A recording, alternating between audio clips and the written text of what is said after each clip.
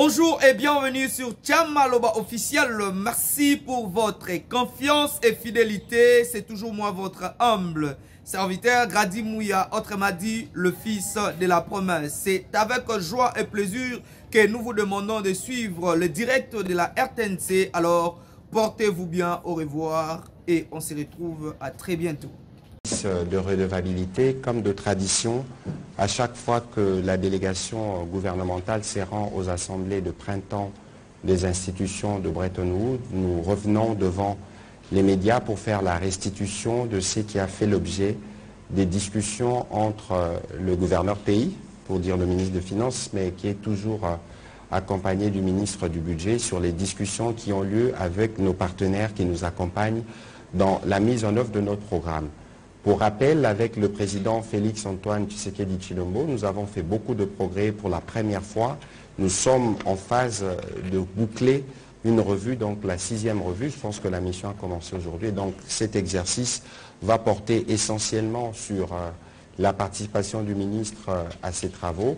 Nous aurons aussi l'occasion, parce que lorsqu'on parle du programme avec les FMI, c'est un programme qui comprend beaucoup d'aspects en interne, notamment comment nous dépensons, les réformes qui sont implémentées. Nous aurons l'occasion, Monsieur le ministre des Finances, de faire un retour un peu sur la stratégie gouvernementale et les progrès que nous avons pu faire en 3 ans sous la conduite du Premier ministre Jean-Michel Sama Lukonde et bien évidemment sous la direction du Président de la République Félix-Antoine Tshisekedi Tshilombo. Mais bien avant que je ne vous passe la parole pour vos bons introductifs, je voudrais revenir sur une activité que nous avons eue ce matin avec le Président de la République.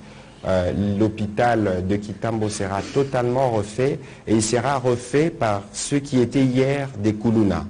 Ils sont venus de Kolwezi dans le Lualaba, de Mbujimaï, de Matadi, de Kinshasa et de plusieurs autres provinces.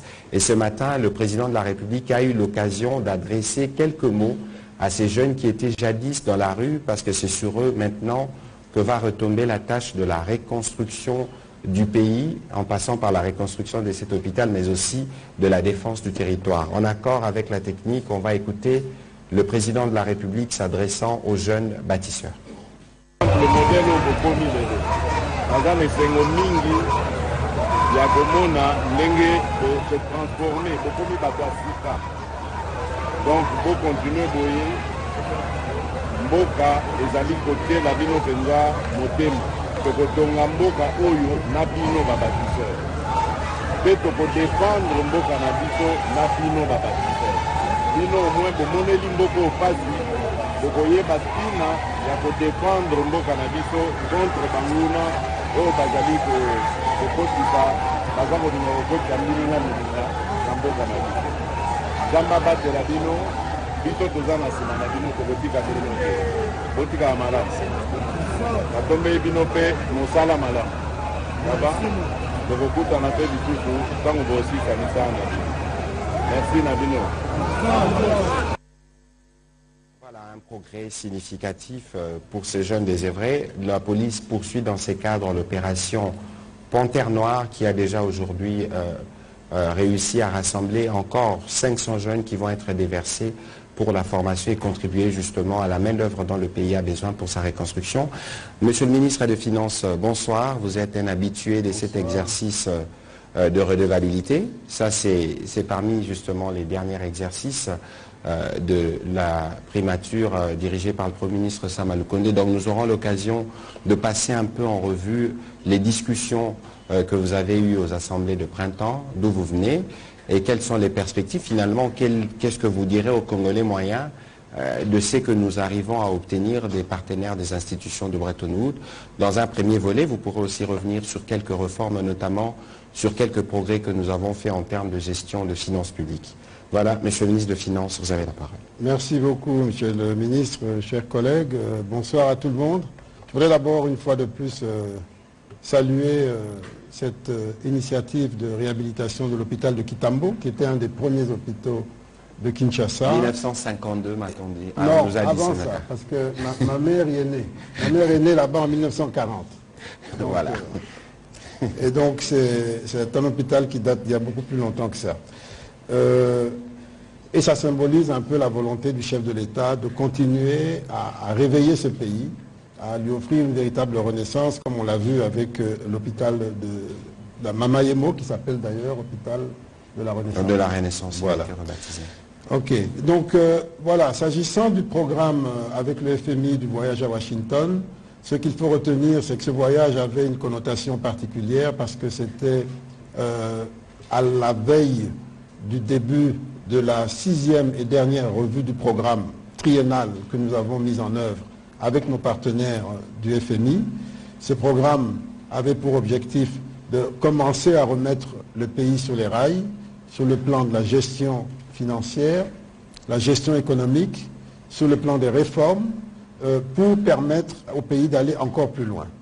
Et donc, si nous sommes arrivés à la 5e revue, ça veut dire qu'on a parcouru beaucoup de chemin. Vous savez qu'à chaque revue, il y avait une évaluation approfondie de tout ce que nous avons fait en matière de gestion budgétaire, en matière de gestion monétaire, en matière de réforme économique. Et nous avons pu passer toutes ces étapes, ce qui est une première parce qu'on n'avait jamais été fait.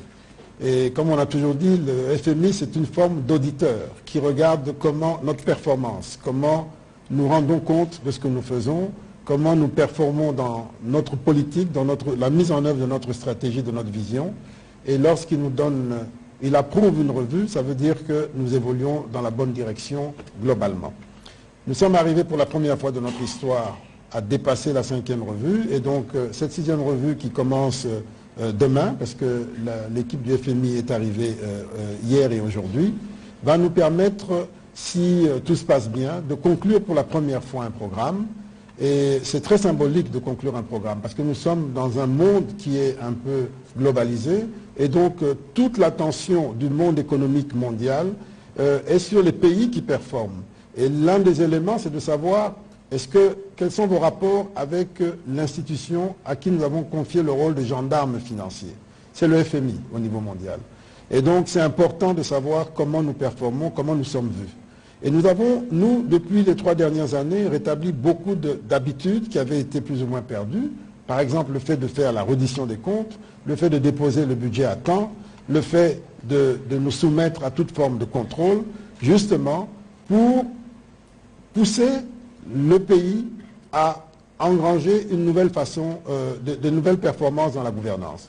Nous avons réhabilité les corps de contrôle, la Cour des comptes, l'IGF, la CNRF. Nous avons une feuille de route en ce qui concerne l'anti-blanchiment. Nous sommes en train de la mettre en œuvre. Nous espérons bientôt sortir de cette fameuse liste grise. Les dernières nouvelles que nous avons, c'est qu'elles sont très satisfaisantes. Les gens enregistrent positivement nos progrès. Nous venons d'adhérer à un groupe qu'on appelle le groupe Edmond, qui est un groupe qui se fait confiance pour l'échange d'informations sensibles en matière d'anti-blanchiment. Tout ça, ce sont des éléments qui montrent que nous évoluons dans la bonne direction et le chemin est encore long. Mais l'ensemble des performances que nous avons faites nous a permis aujourd'hui d'avoir un budget différent, 3 fois plus important qu'il ne l'était il y a 3 ans. Et nous avons également pu mobiliser des ressources extérieures beaucoup plus importantes, plus de 5 milliards environ de ressources extérieures pour financer le développement.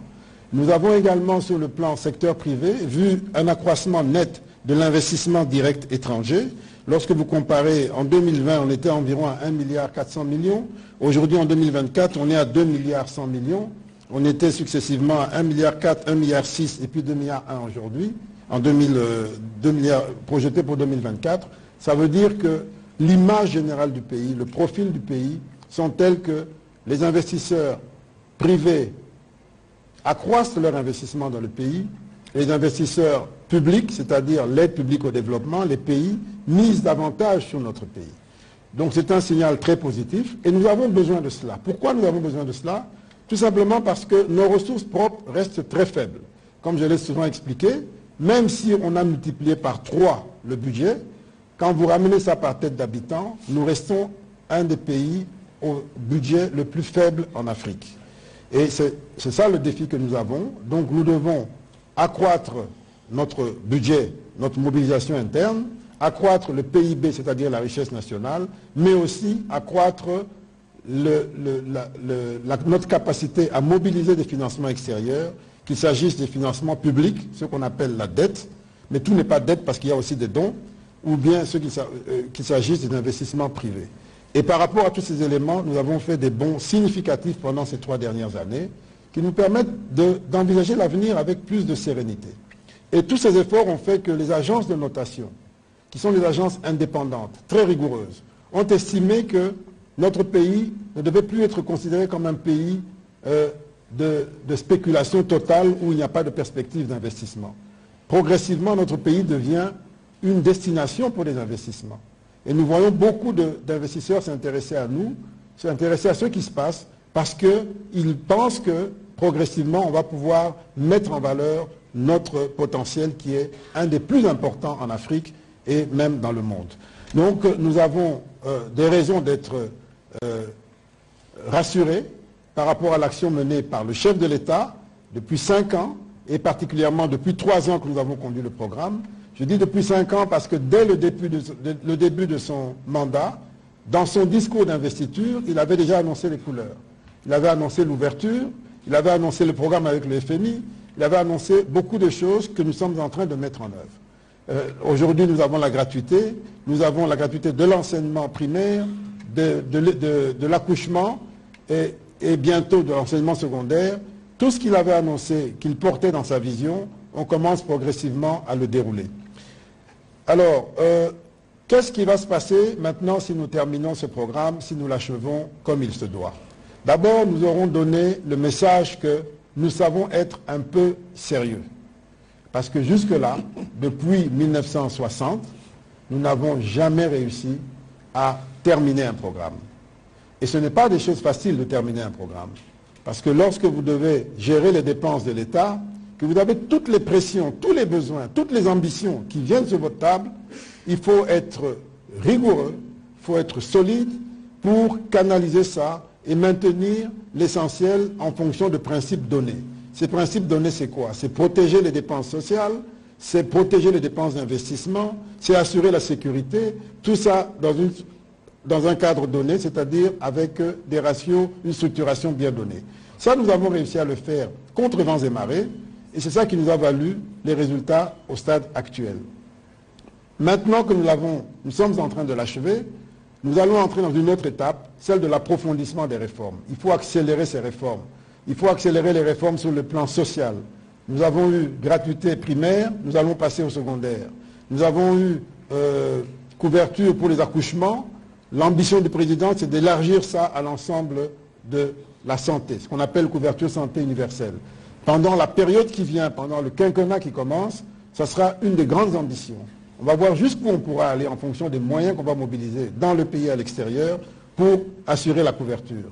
Il y a des grands progrès qu'on a fait en matière, par exemple, de retraite. Au moment où nous sommes arrivés aux affaires, un retraité de la fonction publique gagnait entre 2 et 10 dollars par mois. Aujourd'hui, grâce à la caisse de retraite qu'on appelle SENSAP, en moyenne, un retraité va toucher entre 150 et 200 dollars par mois, ce qui est un progrès significatif. Et donc, c'est ce type de changement que nous apportons, dont les effets se font dans la durée, mais qui changent totalement la donne. Parce qu'il n'y a pas pire que de travailler toute sa vie et que de tomber dans la grande misère juste parce qu'on a pris sa retraite. Et ce sont des exemples d'efforts qui ont été faits. C'est là où est allé votre argent, l'argent des Congolais. On a payé à la caisse de retraite pour chaque employé du secteur public. Il y a 5 ans, on avait à peine 100 000, 190 000 agents à la caisse de retraite. Aujourd'hui, on a plus d'1 million, 1 100 000 environ, agents à la caisse de retraite. Et chaque mois, dans leur rémunération, l'État met une partie pour préparer leur retraite, de manière à ce qu'ils ne finissent pas avec 2 dollars comme c'était à l'époque, et qui était d'ailleurs payé de manière incertaine, mais qu'ils finissent avec quelque chose d'un peu plus significatif, et qui est payé de manière certaine, parce que la caisse aujourd'hui, elle est solide. Et pour vous prouver qu'elle est solide, rien que l'année dernière ici, elle a fait 85 millions de dollars de bénéfices. Donc voilà les changements de fond qu'on apporte à l'économie du pays, à la société. C'est vrai qu'il y a toujours cette impatience de qu'est-ce qu'on mange, qu'est-ce qui reste. Là, j'ai eu à l'expliquer, j'y reviens, rien qu'en salaire et en rémunération. En janvier 2019, nous avions environ 1 200 000 agents publics, civils et militaires, tous confondus. En décembre 2023, nous avons presque 1 600 000, 1 599 000 agents publics. Ça, c'est un progrès, un effort. On a payé plus de monde. En termes d'enveloppe salariale, en janvier 2019, on payait environ 240 milliards par mois. Aujourd'hui, on est à 840 milliards par mois. Voilà, ça veut dire qu'on paye plus et on paye plus de monde.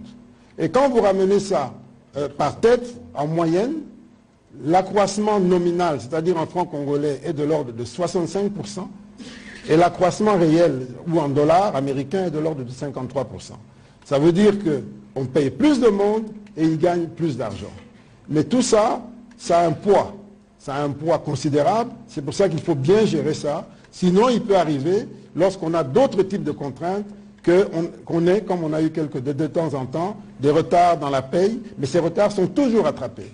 On n'a pas fini, quand on finit l'année, généralement, il n'y a pas d'arriéré de salaire significatif. On les rattrape, mais il peut arriver qu'il y ait des retards quand la trésorerie ne suit pas. Et donc, tous ces efforts qui sont faits, c'est pour les Congolais. Ça touche les Congolais. S'agissant de la rémunération, l'effort que nous devons faire maintenant, c'est de regarder salaire et primes, comment on fait pour que ce soit plus égalitaire et qu'il y ait plus de salaire et moins de primes. Parce que c'est le salaire qui détermine la retraite à la fin de la vie active. Et donc, il faut mettre plus d'argent dans les salaires et un peu moins dans les primes. Et même ce qu'on met dans les primes, que ce soit plus égalitaire. Parce qu'on a constaté qu'aujourd'hui, c'est une catégorie minoritaire qui touche les meilleures primes et la grande majorité des salariés ne touchent pas de primes. Donc voilà le type d'effort que nous faisons. Voilà comment on essaie de faire des retombées. Ça, c'est par rapport aux dépenses sociales. Globalement également, lorsque nous avons commencé le quinquennat, les dépenses qu'on appelle fonctionnement, c'est-à-dire salaire et puis le petit fonctionnement, représentaient 92% de nos recettes. Aujourd'hui, ça ne représente que 63% des recettes. Ça veut dire qu'on a laissé un espace pour investir plus. Au début du quinquennat, on était à 1% d'investissement sur toutes les recettes. On est passé à 4%, aujourd'hui on est à 10, 11%, 15% quand on prend en compte les recettes extérieures, c'est-à-dire l'aide des partenaires.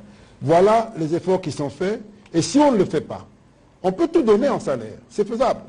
Mais ça veut dire qu'on sacrifie l'avenir. Ça veut dire que très vite, on n'aura plus de route, etc., etc. Il vaut mieux répartir bien les choses, faire comprendre aux gens l'effort qu'on fait sur les salaires, faire comprendre aux gens l'effort qu'on fait sur l'investissement. Et aussi bien sur les salaires que sur l'investissement, il faut qu'on soit très rigoureux sur la qualité de la dépense, pour être sûr qu'on paye bien les gens qu'on doit payer et que l'investissement est bien utilisé et qu'il y a le moins de gaspillage possible.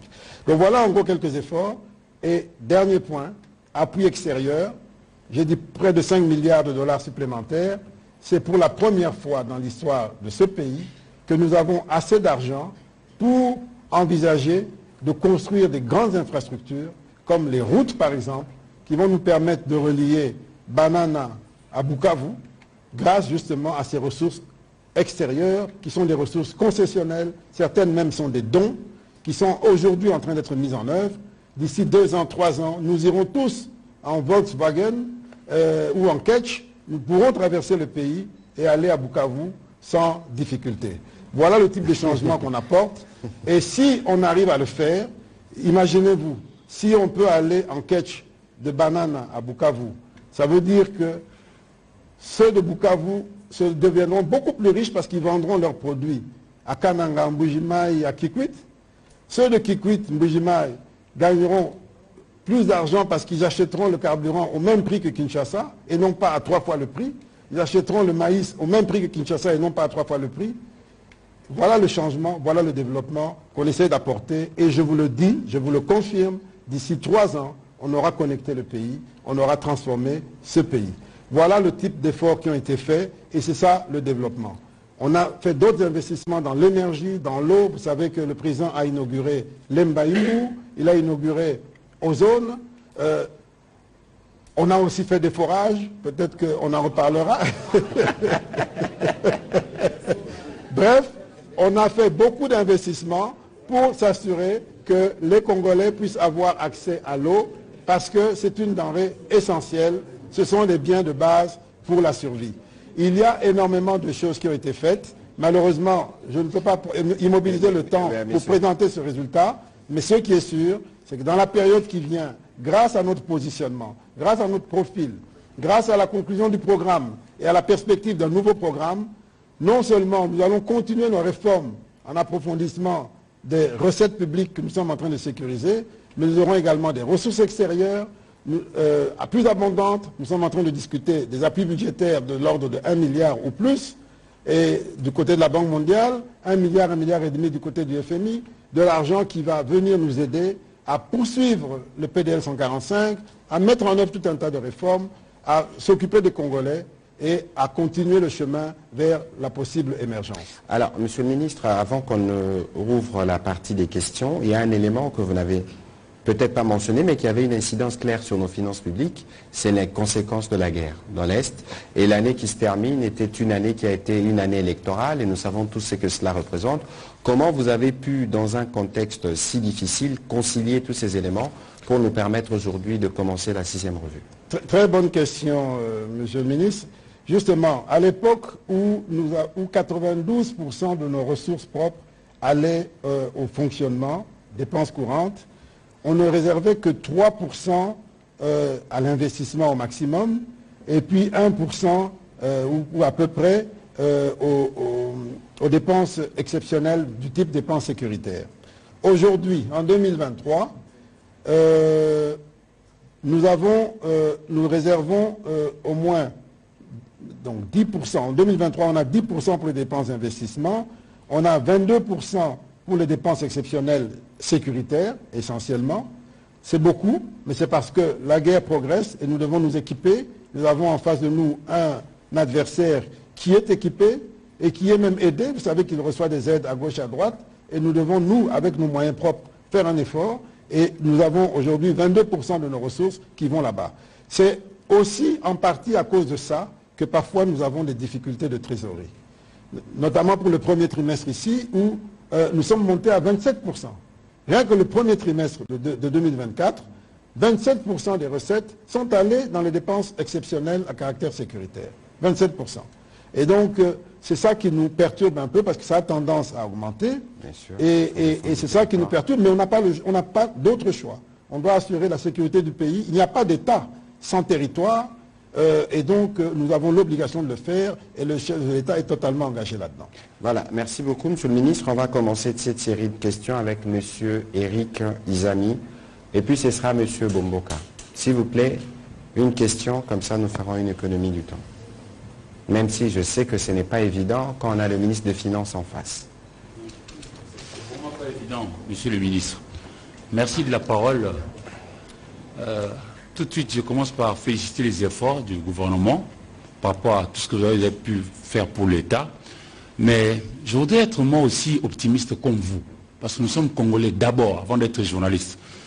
Je voudrais quitter Banana pour aller à Bukavu. Je veux vraiment être optimiste. Mais moi qui suis ici, je ne sais pas aller voir ma maman qui est ici à Barumbu, alors que je suis à Gombe, la voisine c'est Barumbu. Mais je ne sais pas m'y rendre parce que Kabina n'est pas praticable, Kabombar, etc., etc.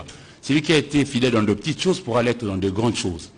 Il y a un bus qui s'est encastré sur Kassai. J'ai étudié au Kojélika, je pouvais faire le pied de Kassai jusqu'au niveau du boulevard. Aujourd'hui, c'est impossible de le faire. Mais bon, nous vous encourageons pour les efforts pour qu'on puisse avancer. Mais Monsieur le Ministre, tout celui qui vous rencontre aujourd'hui, j'ai commencé par féliciter tout ce qui est fait comme effort, hein, évoquera la question de ce que nous entendons et enregistrons comme son de cloche. Il y a un de nos confrères qui vous accuse aujourd'hui d'avoir surfacturé le montant qui devrait revenir à la concrétisation de projets liés au forage et puis au lampadaire. Je voudrais, moi, puisqu'il n'y a pas encore ce que l'on appelle par les amis de droit l'autorité de la chose jugée, je ne voudrais pas vous clouer au pilori. Mais je voudrais vous donner la parole que vous puissiez vous expliquer aux Congolais. Mais est-ce que vous permettez qu'on termine d'abord sur ce pourquoi je suis venu, à titre principal, c'est-à-dire notre perspective économique, les retombées du programme, la dernière revue, et ensuite, si on a le temps, je répondrai volontiers à votre question, parce que j'avais promis de répondre aux Congolais sur cette question. Voilà. Sans problème. Voilà, on va prendre alors la question de Patrick Bomboka.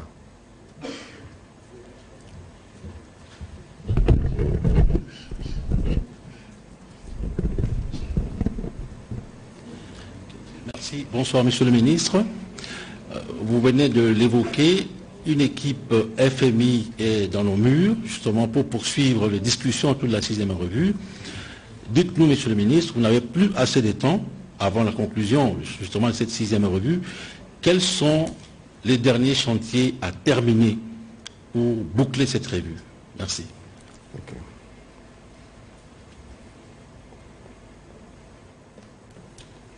Je réponds directement. Oui, allez-y s'il vous plaît, monsieur le ministre. Ok. Bon, écoutez, en fait, la revue porte essentiellement sur les progrès au dernier semestre de l'année passée.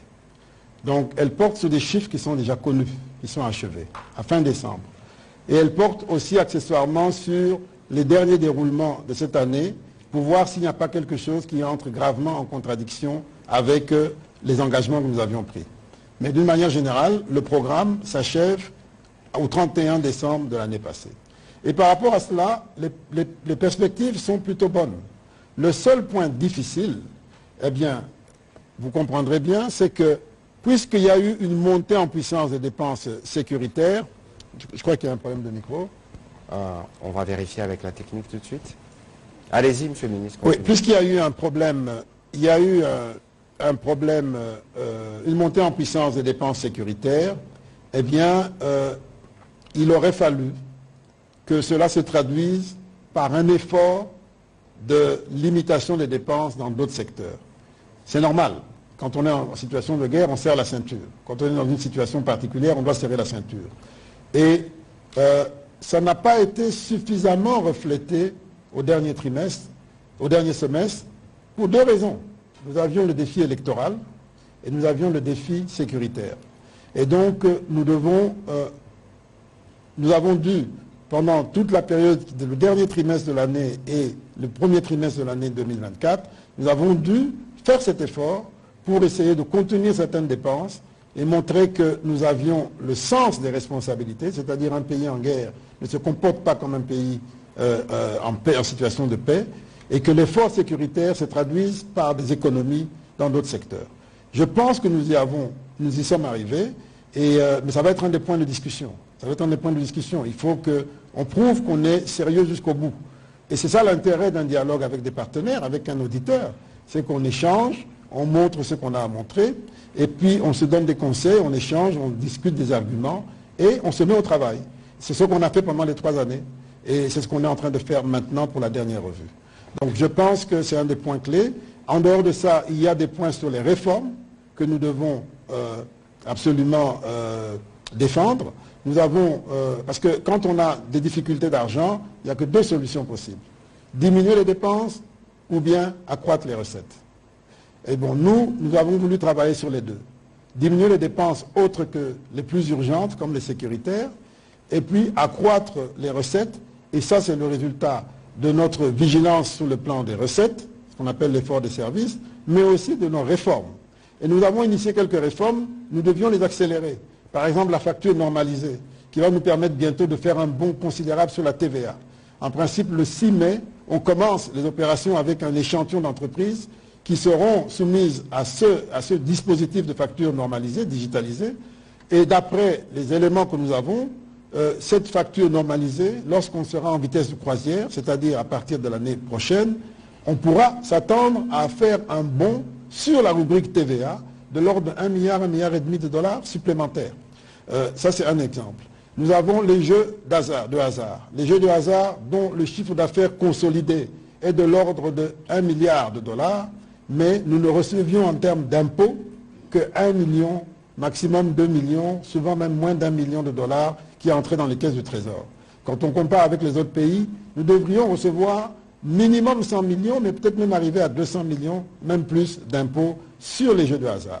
Le dispositif que nous avons mis en place, nous sommes à la phase finale, on doit connecter toutes les compagnies des jeux de hasard à ce logiciel, eh bien, nous permettra de voir en temps réel et de manière intégrale et transparente le chiffre d'affaires qu'ils font et ce qui doit revenir à l'État comme taxes liées à leur activité. Ces 2 exemples, il y en a d'autres également. Il y a les plaques minéralogiques qui vont être changées bientôt, et donc ça va faire tous autant d'éléments de changement qui vont nous permettre d'accroître les recettes et nous desserrer un peu la contrainte. Voilà, on va prendre les questions de M. Marlon Kachamou.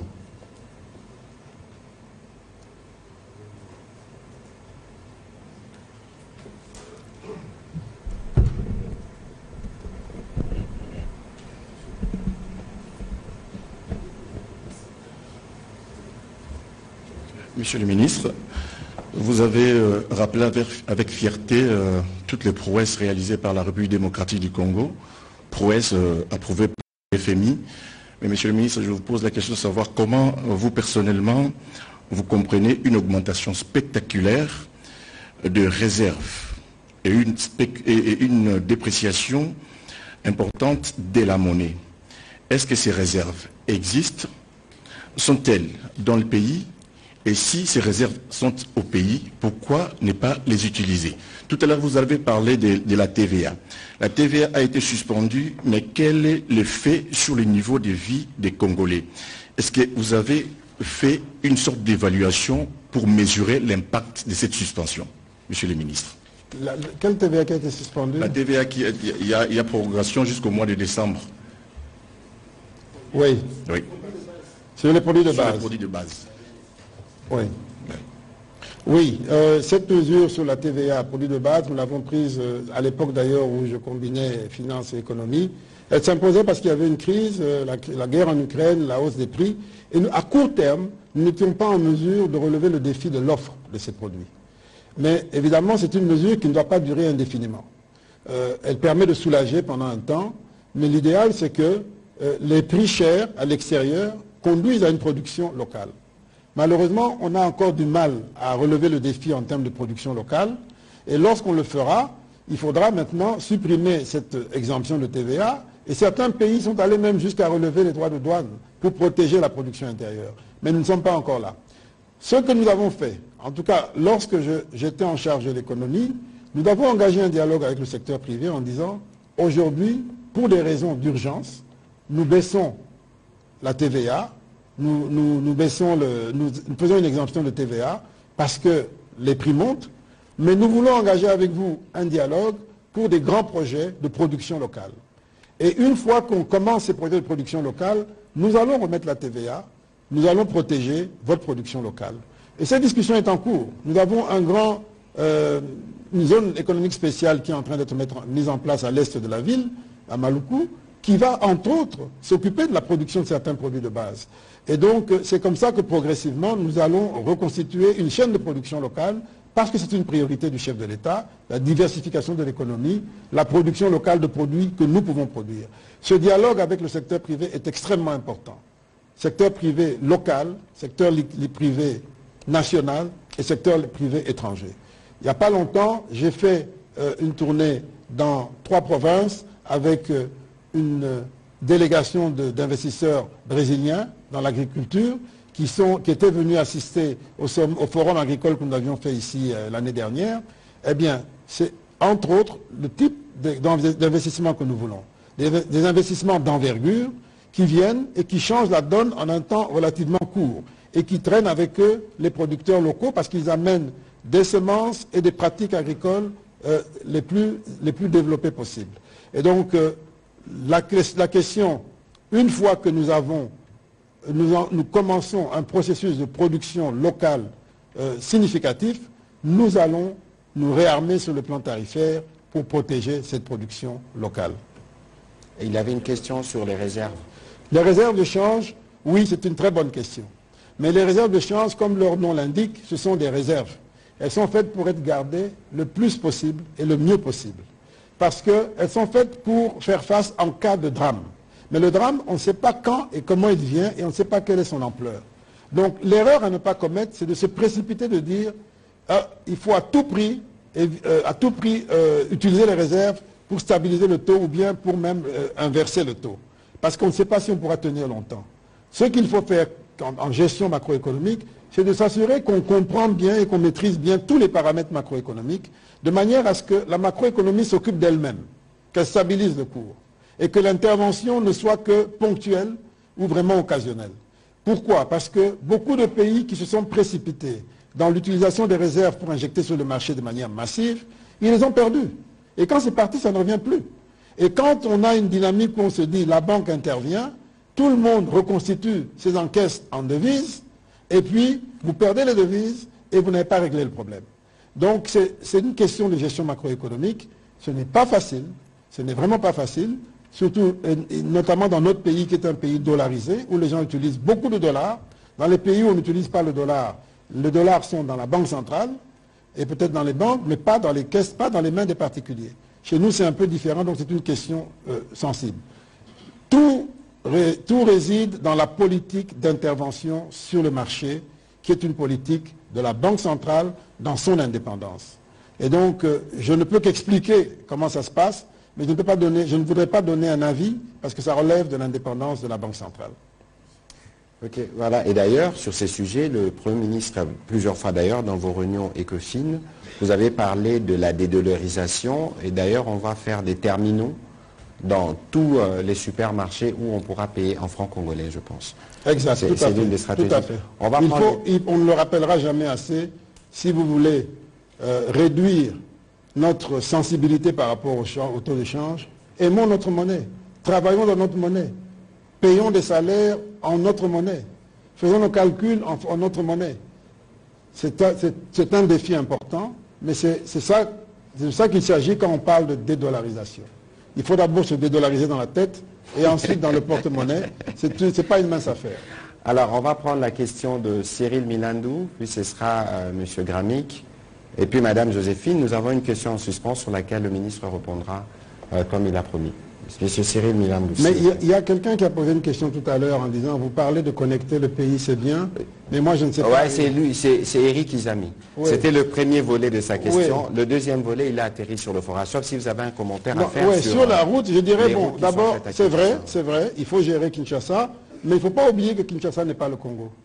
Et si nous voulons avoir plus de moyens pour nous occuper de Kinshasa, faisons à l'intérieur du pays ce qu'il faut pour que le pays rapporte plus d'argent au budget. Et donc, une route qui connecte l'Est à l'Ouest, qui connecte le Nord au Sud, aura un impact incroyable sur le PIB, un impact incroyable sur la mobilisation de l'impôt, et ça nous donnera plus de moyens pour mieux nous occuper de Kinshasa. Mais bon, il faut s'assurer que... Cyril Milandou, je n'ai pas demandé la parole, mais on met là. Ah, ok, d'accord. Monsieur le ministre, moi j'aimerais vous poser une question. Il y a beaucoup de gens qui se plaignent pour les paiements au niveau du ministère des Finances. Il faudra... Si vous voulez avoir votre argent, c'est 50-50, ou soit 30%. J'aimerais un peu en savoir plus. Qu'est-ce qu'il y en est? Bon, cette affaire-là, je peux vous dire, c'est le plus grand drame que nous vivons, et surtout lorsqu'on est ministre des Finances, avoir l'idée que certaines personnes pensent que réellement, le ministère des Finances s'est transformé en mafia pour extorquer des pourcentages des gens. Je ne sais pas si vous réalisez combien ça peut être dramatique. Surtout pour quelqu'un qui a vécu dans des environnements où ce n'est même pas concevable. C'est un vrai drame. Mais qu'est-ce qui se passe? Il s'agit de... D'abord, il s'agit d'un problème national où, malheureusement, chaque fois que l'on veut rendre un service ou qu'on se fait rendre un service, on demande quelque chose au passage. Et qu'est-ce qui se passe? Des gens qui viennent fréquenter le ministère se permettent parfois de monnayer leur intervention auprès du ministère. Mais je vous dis que moi, chaque fois que j'ai le moindre indice qu'on fait monnayer, soit je ne fais pas le paiement qui m'est demandé, soit je confronte la personne au bénéficiaire justement pour mettre fin à cela. Parce que je sais que ceux qui font cela, ils prennent l'argent, ils s'en vont, mais le propre, c'est pour nous. Parce que souvent, d'ailleurs, ils le font au nom du ministère. Et il y en a même qui le font sans qualité ni droit. On en a arrêté récemment, qui se sont répandus dans la ville ici, en train de faire du trafic de paiement, en disant qu'ils devaient remettre de l'argent à tel, y compris au ministre. Tout ça a été faux. Mais ils ont failli dérouter des gens qui pensaient que c'était vrai. Et quand on a mis la main sur eux, ils sont aujourd'hui... Nous, on a porté plainte, le parquet les a arrêtés, ils sont aujourd'hui en prison. Ils se répandent dans les réseaux sociaux en train de m'insulter. Mais moi, je demande seulement une seule chose. Dites-nous qui sont vos complices au sein du ministère. Et si vous me le dites, moi, je retire ma plainte et je m'attaque à vos complices. J'attends jusqu'au présent, je n'ai pas encore eu le nom des complices. Parce que s'ils le font, probablement qu'ils ont des complices. Je dis, donnez-nous les noms de vos complices au sein du ministère. Je retire ma plainte contre vous. On peut vous relaxer. Mais moi, je m'en prendrai à vos complices qui sont au ministère. J'attends, jusqu'à présent, je n'ai pas de nouvelles. Et donc, c'est toujours ça la difficulté. Beaucoup d'accusations, souvent gratuites. C'est dans la tête des gens. Les gens pensent que c'est automatique. Mais imaginez-vous si un ministre des Finances se permet de faire ça. Une fois, deux fois, mais il a perdu toute sa crédibilité. Demander un pourcentage pour un paiement, pour un service. Il a perdu toute sa crédibilité. Et j'ai toujours dit que de moi, on n'aura jamais ça. Je demande à quiconque d'amener la moindre preuve que quelqu'un, vis-à-vis de moi, a fait la moindre chose de ce type, et la conséquence sera la plus forte et la plus totale possible. Lorsqu'on en a attrapé un ou deux dans mon cabinet, je les ai remerciés. Purement et simplement. Purement et simplement. Et mes conseillers sont terrorisés. Ils savent combien je suis implacable là-dessus. Implacable là-dessus. Je sais c'est quoi réhabiliter l'image d'un pays, d'une administration, d'une personne. Je n'ai fait que ça pendant ces 3 années. Et aujourd'hui, si nous sommes mieux vus à l'étranger, c'est parce qu'on a fait un travail sur nos comptes, sur notre façon de gérer, notre façon d'affecter l'argent, les réformes qu'on met en place. Une des réformes que j'ai mises en place, qui est la plus importante, à mon avis, c'est celle de l'introduction de l'impôt sur les personnes physiques. Non pas seulement pour leur prendre de l'argent, mais surtout pour les rendre redevables. Cette loi a été votée en décembre 2023, promulguée par le chef de l'État en décembre 2023. Avec cette loi, à partir de 2025, vous et moi, nous tous qui gagnons un peu d'argent, nous aurons l'obligation d'avoir une feuille d'impôt, d'avoir une déclaration d'impôt, une échéance. Aujourd'hui, on ne le fait que pour les entreprises qui créent la richesse. Mais les individus qui prennent cette richesse, qui achètent des biens, des maisons et tout, ils sont redevables de rien. Moi, j'ai introduit ça. J'ai introduit cette réforme pour que ça change. Et de mon point de vue, c'est la meilleure contribution au changement des mentalités. Je l'ai fait moi-même, j'ai été fonctionnaire international dans des banques internationales, dans des organisations internationales à l'ONU. Pendant 15 ans, les 15 dernières années, chaque année, je déclarais mon patrimoine à travers le monde. Parce que j'avais des biens ici, j'avais des biens à l'étranger, je déclarais tout. Et chaque année, je devais justifier. Dès qu'il y avait une différence que je n'arrivais pas à comprendre de plus de 10 000 $, on ne validait pas, je devais m'expliquer. Et je l'ai fait pendant 15 ans. C'est la raison pour laquelle j'ai dit, cette réforme, je vais l'introduire dans le pays. Et je l'ai faite. Et avant même qu'elle soit applicable, parce qu'elle sera applicable en 2025, j'ai dit, pour qu'on s'entraîne, pour qu'on expérimente et qu'on essaie de comprendre, j'ai demandé à la DGI de l'appliquer à titre expérimental et volontaire depuis l'année passée. Par un arrêté ministériel, j'ai demandé que les gens déclarent leurs revenus, même pas le patrimoine, juste le revenu, c'est-à-dire les salaires et tout, et qu'ils déclarent la part de revenus qu'ils ont payé en IPR, juste pour qu'ils s'entraînent et qu'ils se préparent. Ce n'était pas obligatoire. J'ai fait un arrêté pour cela, c'était en attendant la loi, qui elle sera obligatoire. Je vous dis, tous les retours que j'ai reçus étaient essentiellement du secteur privé, le secteur privé formel. Ils avaient le souci de le faire. Ils allaient sur le site, parce qu'on pouvait le faire à la DGI sur le site, ils posaient des questions, comment ça marche, on n'arrive pas et tout, et puis ils le faisaient. Secteur public, aucun intérêt. Aucun intérêt. Moi, j'ai fait ma déclaration. J'ai fait ma déclaration et j'ai eu mon quitus fiscal. Et demain, ça sera obligatoire pour tout le monde. Pas seulement pour les revenus, mais également pour le patrimoine. Vous avez une maison, elle sera fiscalisée, on saura. Et donc, c'est comme ça le changement. Ça va rendre tout le monde responsable et tout le monde égaux dans la responsabilité. À mon avis, c'est la meilleure façon de réduire la corruption de manière solide et structurée. Voilà, encore que pour ça, Monsieur le Ministre, il faut faire beaucoup de sensibilisation justement pour que nous puissions tous avoir cette culture fiscale. On prend en série les 2 dernières questions, Madame Mawete, Monsieur Enoch, Matondo, puis vous pourrez revenir sur la question qui vous avait été posée par Eric Izami et que Gramic aurait voulu poser à son tour.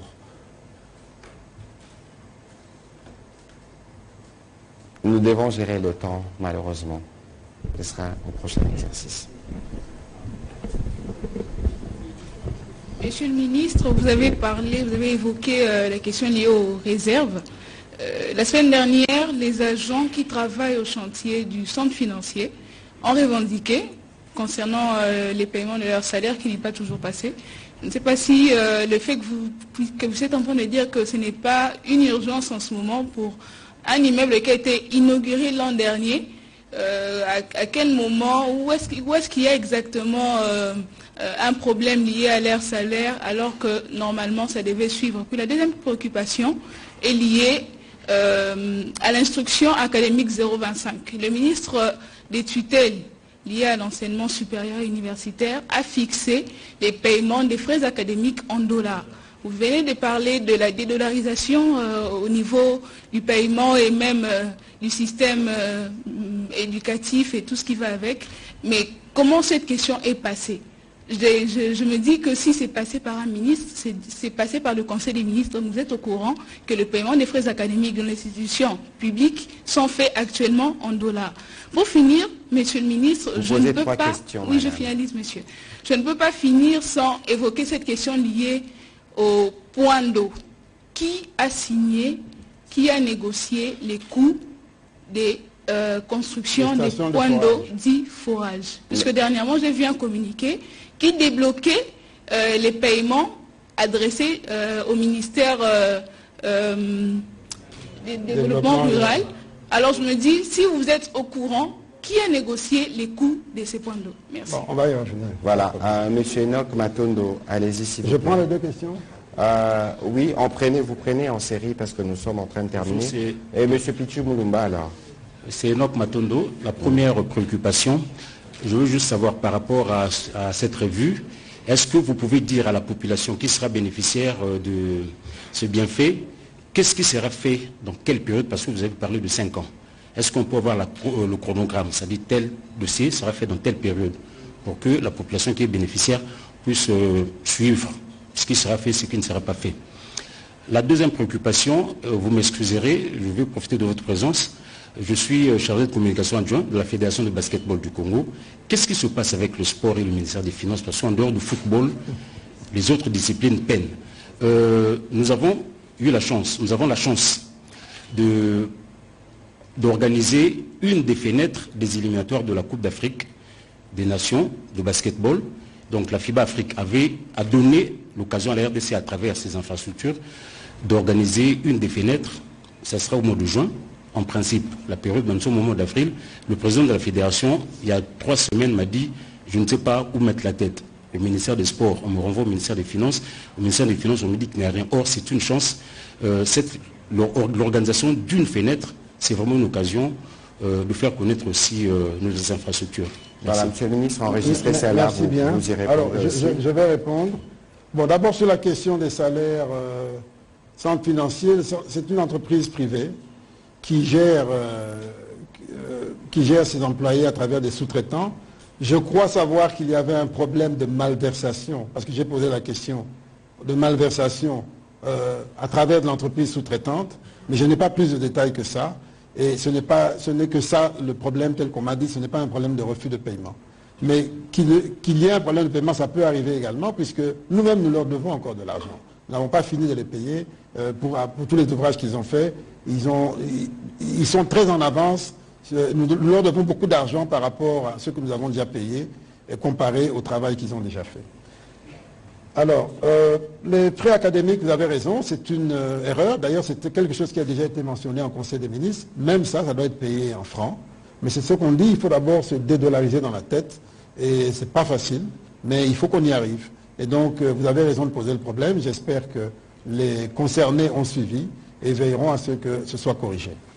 Pour ce qui est du sport et du football, le ministère des Finances, d'abord, c'est un peu tout ça qu'on veut mettre en ordre, c'est-à-dire la gestion budgétaire et financière. Nous avons un gros problème, c'est que notre budget, aujourd'hui, n'est pas représentatif des réalités. Et le ministère des Sports en particulier, souvent, dès le mois de mars, il a déjà consommé tous ses crédits. Et donc, c'est ça la difficulté. Et donc, quand il continue des compétitions, on est obligé de faire face. C'est de l'argent qui n'est pas disponible budgétairement parlant. Mais politiquement, sociopolitiquement parlant, on ne peut pas ne pas y faire face.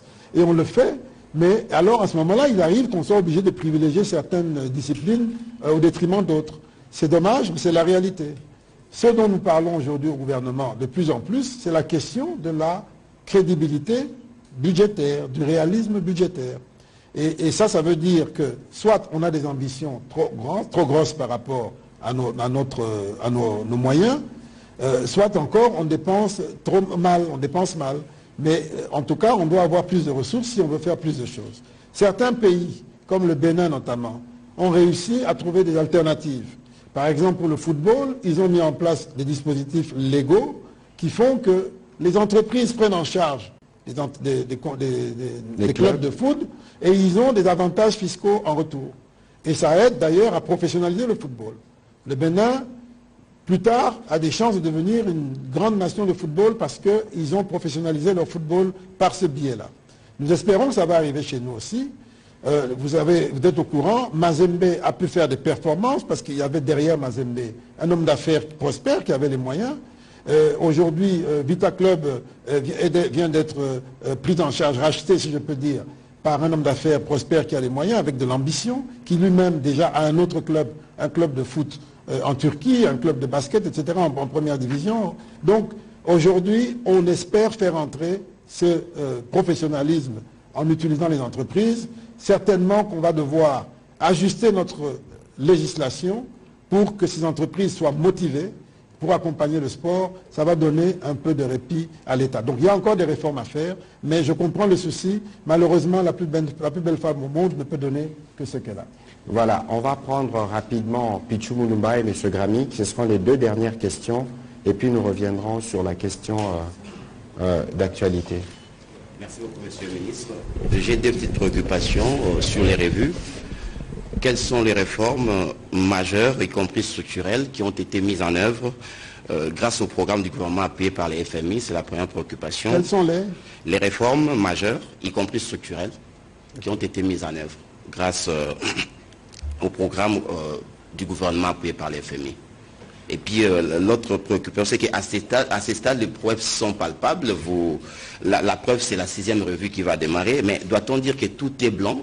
Sinon, quels sont les points faibles que les institutions de Bretton Woods soulèvent dans le cadre de la coopération bilatérale avec la RDC? Bon, je commence par cette deuxième question. Ce qui est faible, qui doit être amélioré, c'est notamment la gestion budgétaire. La gestion budgétaire et la gestion de la trésorerie. C'est la raison pour laquelle nous avons mis en place la Direction générale du Trésor, de la comptabilité publique et du Trésor, qui est une grande réforme, parce que cette Direction générale sera le cœur du ministère. Elle va révolutionner le travail des comptables publics qui vont devenir des gestionnaires et elle va sécuriser davantage notre trésorerie et nos dépenses. Ça, c'est un élément important. On vient à peine de commencer puisque la Direction générale est de création récente. Et donc, si on a un deuxième programme avec le FMI, on va approfondir, on va asseoir cette direction générale dans son rôle et vous allez voir combien ça va transformer notre façon de travailler. Deuxième élément de réforme que nous avons démarré, c'est que dans la gestion, dans les recettes publiques, on a introduit des logiciels. Il y a Logirad pour les recettes de la DGRAD. Il y a Isis Régis pour la trésorerie des recettes. Il y a maintenant un logiciel qui est en cours de mise en œuvre pour la gestion fiscale des impôts. Nous avons un data center qui est le plus grand du pays à l'heure actuelle.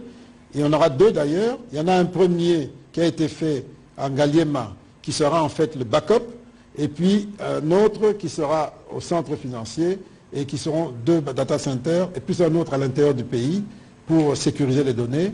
Et donc, nous aurons ce data center qui va faire que la digitalisation pourra monter en puissance. Nous avons, au moment où nous parlons, comme je l'ai dit tout à l'heure, la réforme sur les jeux d'argent, la réforme sur la TVA, nous avons la réforme même sur la fiscalité. Vous avez les terminaux mobiles, les téléphones et tout ça. La plupart de ces terminaux ne payent pas l'impôt, la douane, ne payent pas la douane. Donc quand ils payent une douane, c'est une douane au rabais. Nous allons, grâce au digital, pouvoir traquer les terminaux depuis leur source, leur origine, jusqu'à leur utilisation finale, pour qu'ils payent le droit de douane qu'il faut, et personne ne pourra y échapper parce que ce sera électronique. Et donc ça va également booster les recettes et faire un meilleur suivi. Et nous avons, ça c'est quelques réformes en matière de recettes bien entendu.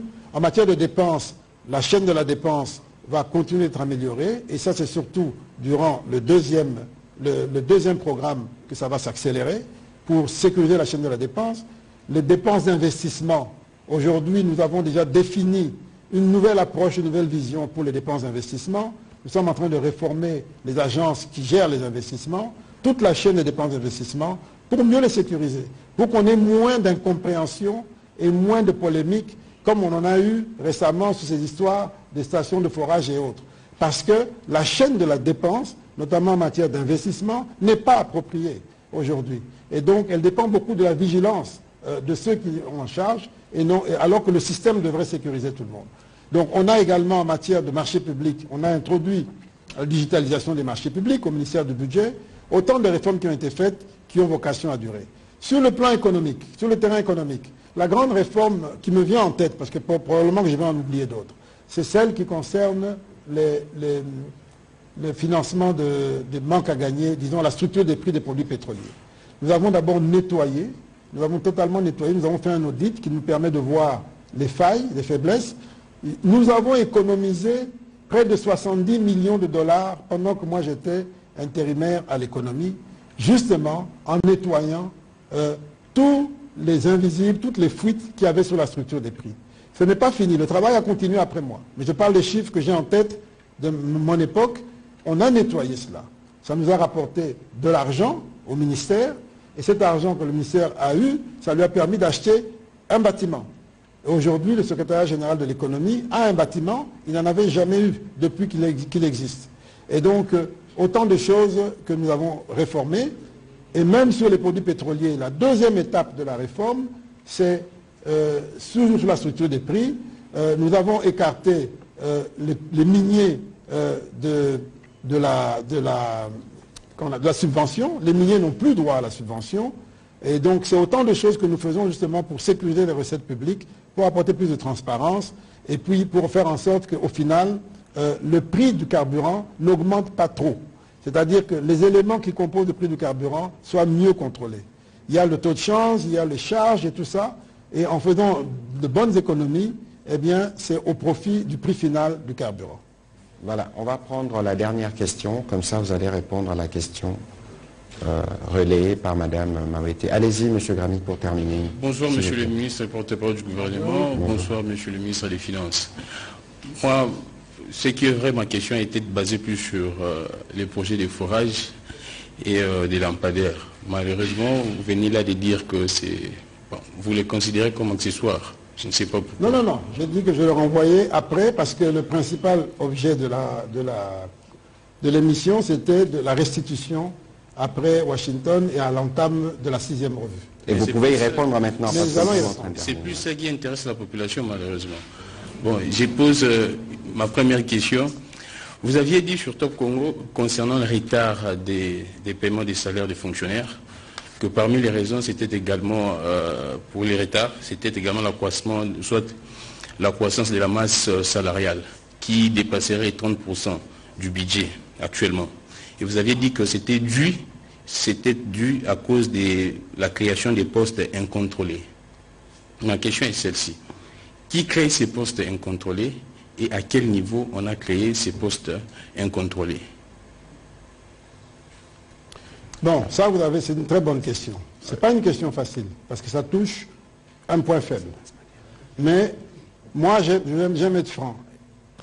Ça ne marche pas? Ça va? Mais voilà, comme ça. Moi, ce n'est pas une question facile parce que ça touche un point faible du système. Mais il faut avoir le courage de parler des points faibles pour s'améliorer. Moi, c'est ma philosophie, celle que je m'applique à moi-même dans ma vie personnelle. Donc, effectivement, le système de recrutement, aujourd'hui, en RDC, il n'est pas performant. Il n'y a pas une règle claire pour les recrutements. Les gens commencent par venir au bureau parce qu'un oncle l'y amène, une tante, un ami, et puis il se transforme en fonctionnaire du jour au lendemain. Et puis on le glisse dans des listes, et puis pouf, il obtient un arrêté, et tout ça est fait de manière floue. Et ça, c'est une situation de fait qui dure depuis des décennies. À un moment donné, il faut dire, on ne va pas continuer comme ça. Et en plus, on se dit, ils sont là, ils travaillent, on les a acceptés. On ne peut pas les chasser. Donc on doit comment on dit là, les mécaniser, tout ce que vous voulez. Mais on entretient une situation qui n'est pas bonne pour la performance globale du pays. C'est ça, c'est une réalité. Et donc il faut mettre de l'ordre, raison pour laquelle le gouvernement a décidé, d'ici décembre, de mettre en place une véritable politique de recrutement qui soit claire, qui s'applique à tout le monde, une véritable politique salariale qui n'existe pas aujourd'hui. Chaque jour, les gens se lèvent, ils obtiennent de leur ministre, de leur tutelle, des droits forfaitaires comme ça, et puis ces droits, dès qu'ils passent une étape, 2 étapes, budget, ils entrent dans la fiche, dans la paye globale, c'est fini, c'est un droit acté. Et si on ne contrôle pas ça, où allons-nous? Donc c'est de ça qu'il s'agit. Ce sont les choses sur lesquelles nous travaillons, ce sont les choses que nous avons héritées depuis longtemps. Il faut qu'on mette de l'ordre dans tout ça si on veut aller loin. Enfin, il faut aussi gérer les ressources humaines. Il y a des gens qui ont un numéro matricule, qui travaillent 10 ans, 20 ans, et un jour, il vient et vous dit, voilà, moi ça fait 15 ans que je suis là, on m'a gardé au même grade. Mais quand vous grattez, est-ce qu'il a vraiment travaillé? C'est pas toujours vrai. Mais il dit, j'ai fait 15 ans, donc je dois avoir des grades. Et parfois, ils sont même nommés. Et quand ils sont nommés, on n'est pas sûr qu'ils vont vraiment bien contribuer. Donc il faut gérer les ressources humaines. On te recrute, on te forme, on te suit, on t'évalue, on te motive pour que tu évolues et que tu contribues et que tu reçoives un salaire digne. C'est ça qu'il faut rétablir. Et ça, si on ne le fait pas, on aura toujours ces difficultés, les effectifs qui montent, insatisfaction, retard de paiement, salaire modique. Si on ne change pas notre manière d'aborder le problème, on aura toujours ces tiraillements. Que ce soit nous, ceux qui viendront demain, après-demain, on aura toujours le même problème. Et pour ceux qui pensent que les gens ont essayé de lier ça avec la création de plusieurs agences au niveau de la présidence. Non, c'est un des problèmes, mais les agences au niveau de la présidence sont venues pour des missions particulières et n'ont pas vocation à être permanentes. Généralement, quand on crée, c'est parce que c'est l'appendice du cabinet du président, ça vient pour des missions. Et quand la mission est finie, on met fin à cela. C'est plus flexible, plus malléable. Mais lorsqu'on crée dans l'administration des établissements publics par décret, ça a vocation à durer longtemps, avec conseil d'administration, avec aucune règle de structuration. Combien de gens on doit recruter? Et les gens commencent à recruter dès qu'ils sont créés. Ils se créent eux-mêmes des organigrammes, ils se créent eux-mêmes des salaires, des avantages. C'est ce qui arrive. Et quand c'est fait de manière incontrôlée, à un moment donné, on a des difficultés. Et c'est de ça qu'il s'agit. Donc, il faut simplement mieux planifier, mieux prévenir. Si on le fait bien, je vais vous dire, je n'ai pas peur qu'on ait 1 600 000 fonctionnaires. C'est peut-être même insuffisant. C'est certainement même insuffisant. C'est certainement même insuffisant. Bien sûr. Mais il faut qu'on ait des fonctionnaires totalement gérés. Totalement gérés, c'est-à-dire bien recrutés, bien payés, suivis. À ce moment-là, ils auront un impact incroyable dans la vie de la nation et on en verra le fruit partout. Mais voilà. Si ce n'est pas suivi, ça c'est dangereux. Voilà, Monsieur le Ministre, revenons-en à la question sur laquelle M. Gramik est revenu, Mme Awete, M. Eric Izami. Et ce sera la question, la dernière, parce que nous devons clôturer et libérer l'antenne de la télévision nationale. Alors, là, on va parler du sujet qui fâche. Bon, d'abord, je voudrais vous dire que je ne suis pas venu ici pour me justifier. Je ne suis pas venu ici devant un tribunal. Je ne pense pas que vous êtes un tribunal. Vous êtes des concitoyens, des amis pour certains. Je suis venu ici juste pour m'expliquer à des gens qui ont de l'importance à mes yeux, pour qu'ils entendent et qu'ils apprécient que dans ce pays, il y a moyen de gouverner différemment. Que dans ce pays, il y a des gens qui croient en l'avenir de ce pays et qui essaient de faire des efforts et des sacrifices là où ils peuvent le faire, malgré tout ce qu'on peut dire, malgré l'image d'un pays corrompu que nous avons, malgré tous les cachets négatifs qu'il y a sur notre pays. Il y en a qui travaillent, modestement, parfois sans communiquer, à tort d'ailleurs, et qui se battent pour un Congo meilleur. Et je crois que ce problème des forages, ce problème des lampadaires, illustre la difficulté dans laquelle nous sommes. Moi, je ne peux pas venir ici, alors que depuis 30 ans, on dit pays corrompu, je vais venir ici dire non, moi, je suis différent, je vais tout changer du jour au lendemain. Je ne pourrais pas tout changer du jour au lendemain. Mais ce qui est important, c'est d'être conscient de là où nous sommes et de chaque fois poser des actes qui font avancer le pays dans une direction donnée. Et je pense humblement et en âme et conscience que c'est ce que je fais chaque matin. C'est ce qui me motive chaque matin. Et je peux vous assurer que cela n'est pas facile. Pourquoi ce n'est pas facile? Parce qu'il y a des habitudes, il y a un système, et parce que lorsque tu veux agir dans un sens donné, tu as des tas de gens qui, soit ne croient pas que tu veux agir dans cette direction parce qu'ils sont habitués qu'à ça, ils pensent que ce n'est pas possible, soit ils ne veulent pas, ils veulent te mettre de côté pour faire comme eux savent faire, c'est-à-dire comme ceux qu'ils décrivent, comme ceux qu'ils dénoncent. Mais je vous dis, il y a des gens qui veulent que ce pays change, au premier rang desquels le président de la République. Je crois qu'en termes d'engagement politique pour le changement, pour la lutte contre la corruption, la lutte contre la transparence, il est le numéro 1, il est le champion. Il l'a montré. Sans sa volonté, il n'aurait pas instruit pour qu'on libère les corps de contrôle. Senaref, IGF, Cour des comptes. Aujourd'hui, ça fait la fierté. Aujourd'hui, Senaref est cité en exemple. Il fréquente ces entreprises. Je vous ai dit qu'il vient d'adhérer au groupe Edmond dont je viens de parler. Parce qu'on estime qu'aujourd'hui, ils travaillent dans un sens sérieux. On peut leur faire confiance pour échanger des informations sensibles au niveau mondial. Aujourd'hui, vous avez, la Cour des comptes a été réhabilitée. C'était même une des conditions dans le programme que nous avions avec le FMI à un moment donné. Ça a été fait. L'IGF a commencé un peu avant les autres à se faire remarquer. Donc c'est pour vous dire que la volonté politique, ce n'est pas ça qui manque. Maintenant, le chef de l'État à son niveau ne peut pas tout faire. C'est à nous, les Congolais, de faire. Chacun à son niveau. Et là, malheureusement, il y a un problème généralisé de manque de confiance. Généralisé. Et parfois, il y a de la mauvaise foi aussi. Mais moi, je peux vous raconter des tonnes d'exemples, comme celui des forages et tout ça, où dans mon travail quotidien, je me bats contre des systèmes installés. Mais je ne peux pas le proclamer parce que je vais paraître comme prétentieux, comme celui qui pense qu'il est plus honnête que tout le monde. Je ne le suis pas. J'ai mes faiblesses comme tout le monde. Mais je me bats réellement. Pour les forages. Et si je me suis trompé, j'accepte que vous me disiez que je me suis trompé. Nous recevons, quand nous venons aux affaires, nous recevons un dossier qui n'a pas commencé avec nous. D'ailleurs, on appelle ça forage à tort parce qu'il s'agit de stations d'adduction en eau et de distribution d'eau, quelque chose comme ça. Nous recevons un dossier qui a été signé, boutiqué, avant nous, sous le Premier ministre Ilunga Ilunkamba, par un ministre du Développement Rural qui n'est pas l'actuel, et puis il a signé, c'est passé au marché public, validé, c'est passé chez le Premier ministre de l'époque, validé, parce qu'il doit signer tous les contrats, et ça arrive juste au moment où nous arrivons aux affaires. Et le ministre actuel nous ramène le dossier en disant il faut faire avancer ce dossier. Vous savez qu'en 2021, nous étions encore dans le contexte de Covid, où la question de l'accès à l'eau était une urgence pour se laver les mains pour des tas de besoins. Et donc, il pousse le dossier de bonne foi. Il pousse le dossier et il amène le dossier chez moi pour que ce soit payé. Il fait la demande. Ce dossier est passé même en Conseil des ministres, etc. Moi, je dis, je veux bien payer.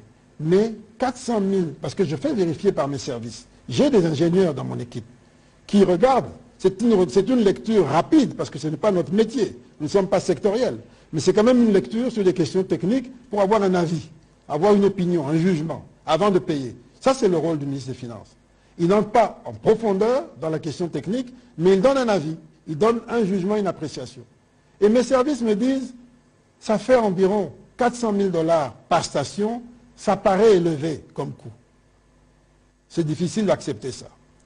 Et je dis à mon collègue, il faut revoir vos prix, retourner discuter avec votre partenaire, parce que mes services me disent que 400 000 $, 390 et quelques mille, c'est élevé comme prix moyen. C'est un prix moyen parce que selon les endroits, ça peut coûter plus cher ou moins cher.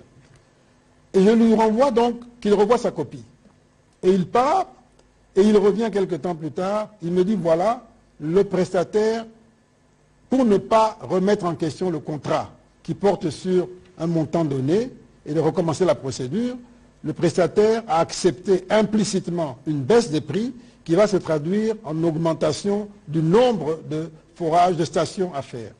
340 stations supplémentaires. Donc on passe de 1000 à 1340.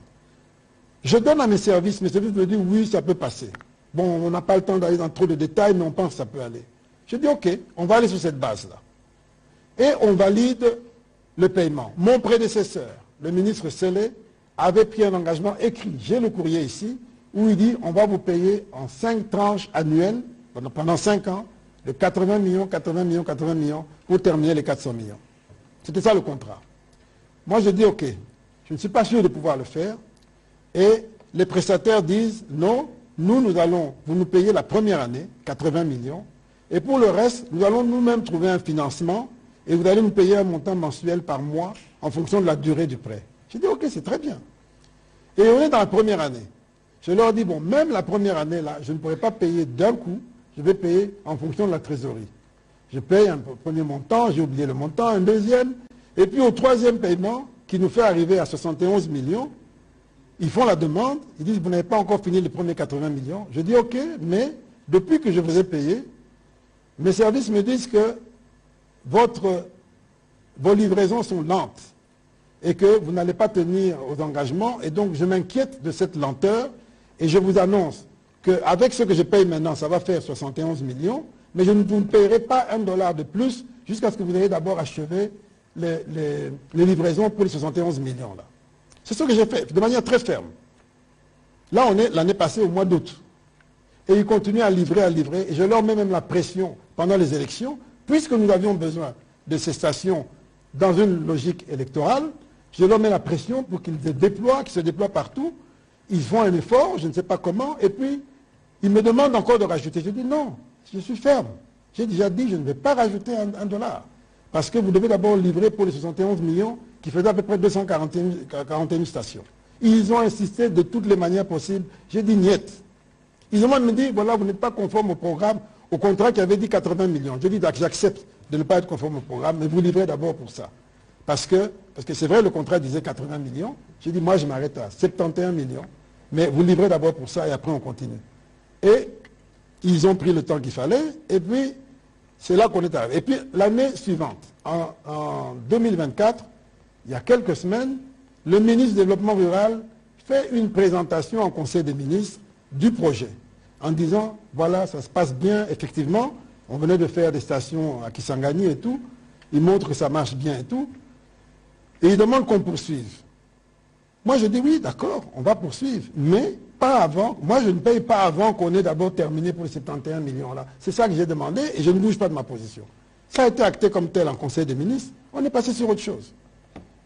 Alors, maintenant, je vois toute une polémique surgir. Je me pose la question, qu'ai-je fait de mal? Qui a surfacturé? D'abord, est-ce qu'il y a eu surfacturation?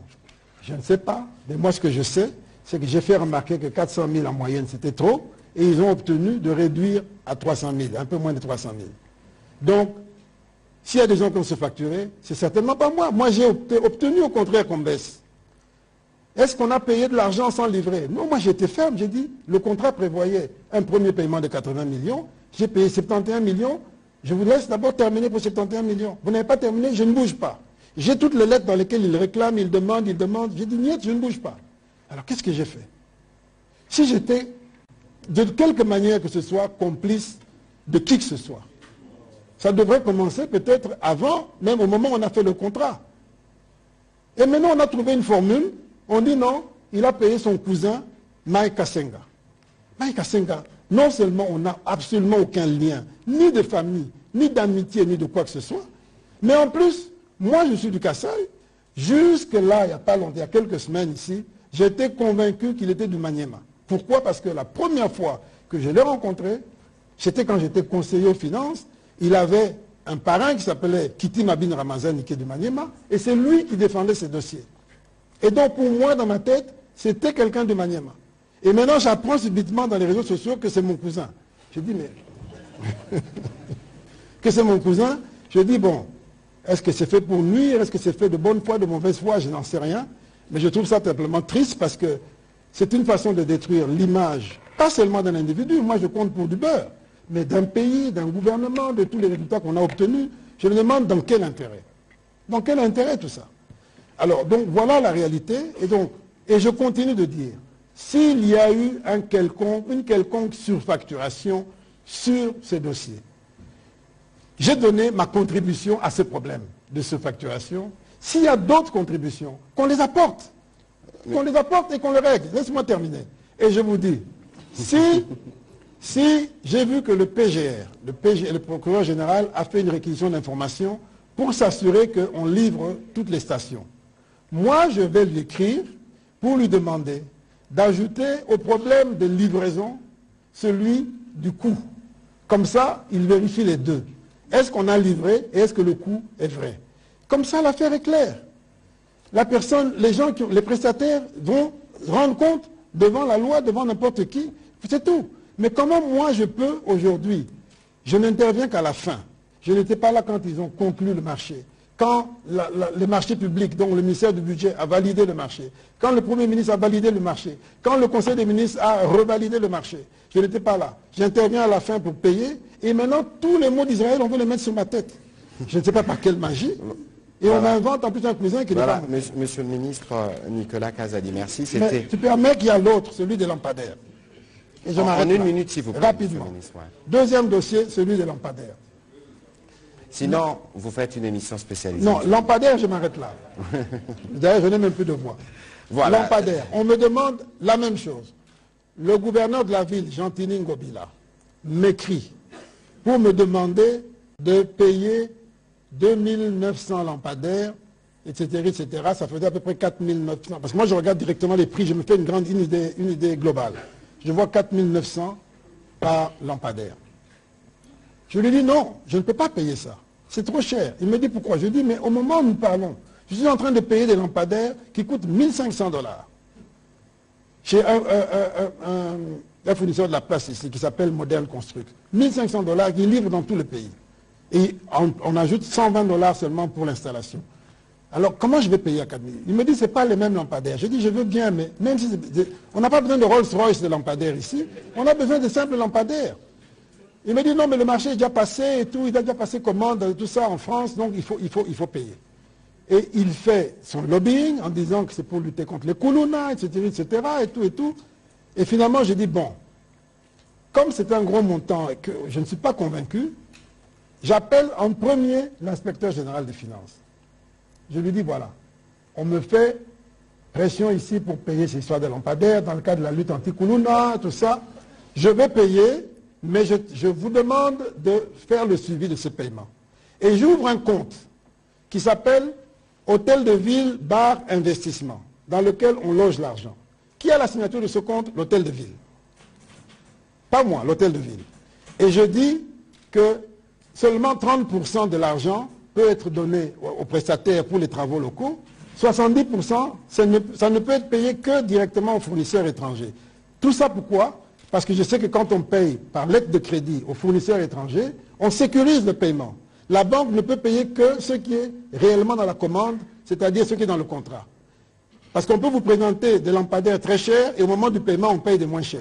Alors avec une lettre de crédit, je sécurise, comme ça je sais que la banque ne pourra payer que les lampadaires qui sont décrits dans le contrat. C'était exprès, j'ai fait ça exprès justement pour qu'il n'y ait pas de tricherie possible. Et c'est ce qui s'est passé. L'hôtel de ville, le gouverneur Ngobila a signé un ordre de mission, il a envoyé une équipe, son ministre provincial et une équipe, pour aller même visiter l'usine qui fabriquait tout. Tout ça, j'étais au courant de rien. Je viens de voir ça maintenant dans le dossier, qu'il avait envoyé une équipe même pour vérifier tout ça. J'entends un journaliste qui est quelqu'un d'intelligent, je sais qu'il est intelligent, mais qui dit comme ça, habillé en soutane, les mains levées, que moi, je ne suis... Il dit, Ngobila n'a rien à voir dedans. Le ministre a lui-même décidé d'acheter et puis de mettre ça sur le dos de l'hôtel de ville. Mais moi, je dis, mais c'est un dossier qui m'a été amené sur la table. Le gouverneur est là. Je lui ai même parlé ce matin pour lui dire, je suis désolé, c'est pas correct ce qui s'est passé. Moi, c'est pas mon dossier. C'est à vous de vous justifier de votre marché. Et donc, s'il y a une justification à faire sur le marché, c'est l'hôtel de ville. C'est l'hôtel de ville et c'est... Voilà, monsieur le ministre, je crois que comme c'est un sujet qui fait l'objet de beaucoup des discussions et que la cassation, le procureur général s'implique, le moment venu, nous suivrons la procédure. Ici, c'était un cadre où nous voulions parler des performances. Bon, mais je voudrais vous rassurer en 30 secondes, que ces deux dossiers ne sont rien d'autre que l'occasion de montrer le travail qui est fait au ministère des Finances. Et je peux vous dire, ça c'est 2 dossiers seulement, mais il y en a plein comme ça. Mais je ne peux pas commencer à parler des gens en désordre. Il y en a plein où, par mon intervention, on revoit le prix, on annule des contrats, on revoit des contrats, justement pour faire épargner l'argent au Trésor. Voilà, monsieur le ministre, vous faites votre travail à ces propos. Et d'ailleurs, c'est pour ça d'ailleurs qu'il existe, que le président de la République a voulu renforcer des organes de contrôle, comme l'inspection générale de finances, la Cour de compte, parce que nous devons nous assurer que chaque dollar que nous produisons bénéficie aux Congolais. Je ne vous donnerai pas les mots de conclusion, parce que vous avez déjà plus ou moins conclu, monsieur le ministre. Nous devons libérer l'antenne. Il y a beaucoup de questions. Enoch, monsieur Patrick Lacoué et Liévin Luzolo, il y avait beaucoup de questions. Peut-être que nous aurons l'occasion d'y revenir plus tard. Merci à vous d'avoir participé à cet exercice de redevabilité. Merci. Et une fois de plus, je dirais que nous avons un grand pays, mais nous avons aussi des grands défis. Nous devons relever ces défis et ça se résume en peu de choses. Aimons notre pays et aimons les Congolais. Voilà. Merci beaucoup, Monsieur le Ministre. Aujourd'hui, c'est le 24 avril 2024. Ça fait exactement 34 ans, je pense, que nous avons commencé la marche vers la démocratie, le multipartisme, l'ouverture. C'est aussi une pluralité d'opinions, c'est aussi des médias libres qui s'expriment. Ici, nous devons tous faire un effort pour nous assurer que nous communiquons sur ce qui est vrai. C'est parce que ce n'est que par la vérité que nous allons aider le peuple à mieux faire ses choix et à comprendre la démarche des dirigeants. C'est pour ça justement que nous faisons cette redevabilité, pour nous assurer que vous êtes dans la même dynamique que nous les dirigeants, avec l'esprit du changement de narratif porté par le président de la République. Merci de votre attention, à une prochaine occasion. Merci.